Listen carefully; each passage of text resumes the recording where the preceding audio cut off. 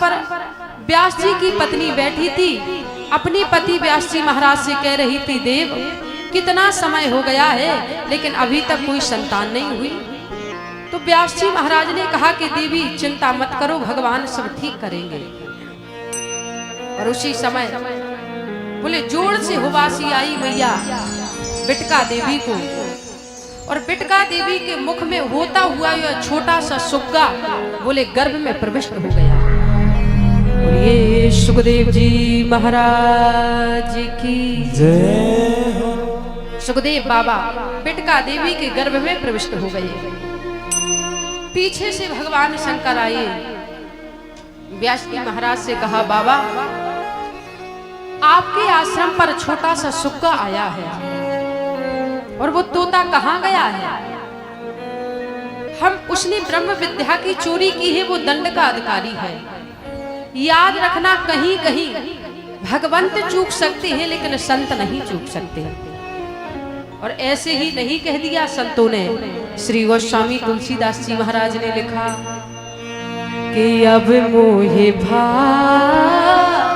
भरोसा न मनता, अब मोहि भाव भरोसा न मनता, अब मोहि भाव भरोसा न मनता, अब मोहि भाव भरोसा न मनता, बिन हरि कृपा मिले नहीं संता, बिन हरि कृपा बिन हरि कृपा मिले नहीं संता। बोले त्रिशूल लेकर के भगवान काशीवासी चंद्रमौलेश्वर भगवान भोलेनाथ व्यास जी महाराज के दरवाजे पर खड़े हैं। उस तोते को हम दंड देंगे, वो दंड का अधिकारी है। तो व्यास जी महाराज ने कहा कि आप ही बताएं भोलेनाथ, जिस समय आपने कथा को सुनाया था तो आपने पहले ही कहा था कि जो भी भगवान की कथा को सुन लेता है वो अमर हो जाता है। और इसने भगवान की कथा को सुना है तो फिर तो यह अमर हो गया आपके वाक्य के अनुसार। लेकिन आप संहार करता है, आप जगत का संहार करते हैं। आप चाहें तो उसे मार सकते हैं, लेकिन यदि आपने मार दिया तो आने वाले इतिहास में दुनिया के लोग कहेंगे कि या तो ये अमर कथा झूठी थी या फिर भगवान शंकर के कहे हुए वचन झूठे थे।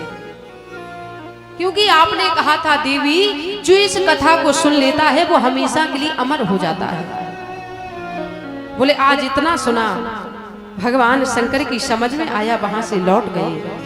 वहां सुखदेव जी महाराज जिस गर्भ की दुनिया के लोग बुराई करते हैं, आज उस गर्भ को सुखदेव बाबा ने मंदिर बना दिया। याद रखना, यदि आपके मन में निष्ठा है, यदि आपके मन में सच्चा विश्वास है, भगवान के चरणों में आपकी सच्ची प्रीति है, भगवान से आप सच में प्रेम करते हैं, तो आप यहाँ पर बैठे हैं, लेकिन यहाँ पर बैठ करके भी आप दर्शन कर सकते हैं कि वृंदावन में बिहारी जी ने किस रंग की पोशाक को धारण किया है। यदि आपके मन में निष्ठा नहीं, आपके मन में विश्वास नहीं, तो आप वृंदावन भी जाएंगे, आपको केवल गुब्बारे दिखाई देंगे, लेकिन भगवान बिहारी जी के दर्शन नहीं होंगे। बोले यदि आपके मन में निष्ठा है तो आप यहाँ बैठकर भी दर्शन कर सकते हैं। और गोस्वामी ने तो लिख दिया उनके लिए कि सुखी ही बलो भगवान लागी, सुखे बल भगतन हित लागी, सुखी ही बल भगतन हित लागी, सुखे बल भगतन हित लागी, परम कृपाल परम कृपाल प्रणत अनुरागी, परम कृपाल प्रणत अनुरागी। कहा जिस गर्भ की दुनिया के लोग बुराई करते हैं, उस गर्भ को आज सुखदेव बाबा ने मंदिर बना दिया। सुखदेव जी महाराज 12 वर्ष माँ के गर्भ में रहे। बोले 12 वर्ष जब गर्भ में रहे, बोले गर्भ से मंत्रों का उच्चारण सुनाई देता है। व्यास जी महाराज से बिटका देवी ने कहा, बाबा 12 वर्ष हो गए हैं, शिशु है कि गर्भ में है, बाहर आने का नाम नहीं लेता। व्यास जी महाराज ने कहा, चिंता मत करो देवी, भगवान सब भला करेंगे। और पता है देवी, तुम्हारे मंत्रों से, तुम्हारे गर्भ से यदि मंत्रों का उच्चारण सुनाई देता है तो अवश्य ही तुम्हारे गर्भ में कोई संत पल रहा है। व्यास जी महाराज ने कहा, बेटा सुखदेव गर्भ से बाहर आओ, आपकी माता श्री को कष्ट होता है।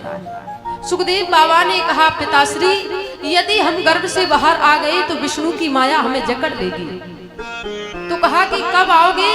बोले यदि श्री हरि नारायण आकर के कह दे कि सुखदेव तुम पर मेरी माया का प्रभाव नहीं होगा, तब ही मैं गर्भ से बाहर आऊंगा। और बाहरी भगवान की माया, और बोले महाराज बाहरी भगवान की कृपा।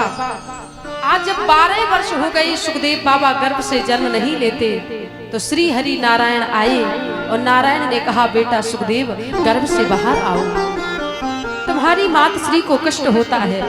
कह दिया, बाबा यदि गर्भ से बाहर आएंगे तो विष्णु की माया मुझे जकड़ लेगी। बोले नहीं जकड़ेगी, हम तुम्हें वरदान देते हैं, हम तुम्हें वचन देते हैं कि तुम पर माया का असर नहीं होगा। बोले जब श्री हरि नारायण ने कहा, तब सुखदेव बाबा 12 वर्ष के बाद अपनी माँ के गर्भ से जन्म लिए। बोलिए सुखदेव जी महाराज की जय हो।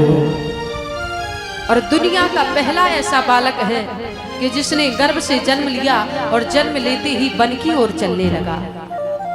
पीछे पीछे व्यास जी महाराज जा रहे, आवाज लगा रहे, बेटा सुखदेव। दूसरी बार कहा, बेटा सुखदेव। तीसरी बार कहा, बेटा सुखदेव। तो बोले महाराज वृक्षों के घर्षण से आवाज आ रही है, बेटा सुखदेव। ऐसा लग रहा है जिनके आज आप पिता बने हैं। बोले महाराज वो पहले आपके पिता रह चुके हैं। और बोले सत्य है, झूठ है ही नहीं। आज सुखदेव बाबा वहां से निकले, कुछ स्त्रियां निर्वस्त्र सरोवर में स्नान कर रही थी।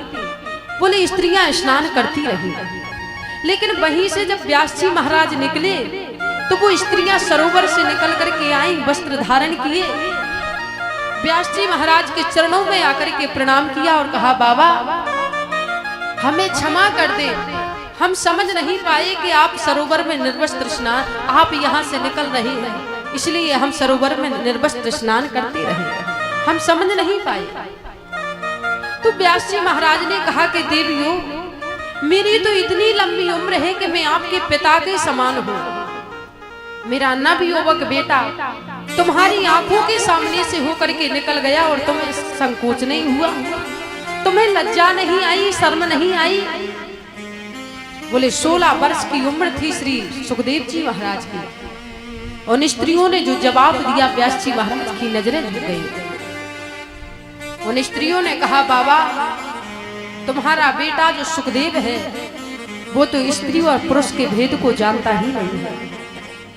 उसके सामने 1000 वस्त्र पहने तब भी निर्वस्त्र, और ना पहने तब भी कोई बात नहीं, क्योंकि वो स्त्री और पुरुष के भेद को ही नहीं जानता। बाबा आप तो पत्नी के साथ रहते हो, बच्चों के साथ रहते हो, गृहस्थ जीवन यापन करते हो, आपको देख करके तो लज्जा आएगी। व्यास जी महाराज ने कहा, मेरे पुत्र सुखदेव का ऐसा चरित्र है, अब मैं इसे लौटा करके घर वापस लेकर के नहीं जाऊंगा। और वहीं से चल पड़े श्री व्यास जी महाराज, लौट करके आए, अपने आश्रम पर निवास करने लगे। बोले महाराज अपने आश्रम पर निवास कर रहे। आज यहाँ पर सूत जी महाराज ने 88,000 शौनकादिक ऋषियों से कहा, ऋषियों ऐसे संतों की सनिधि ही व्यक्ति के जीवन को संवार देती है, व्यक्ति के जीवन को सुधार देती है। बोले कैसी सनिधि? बोले सुखदेव जी महाराज जैसे संत जब इस धरा पर जन्म लेकर के आते हैं तो व्यक्तियों का जीवन संवर जाता है।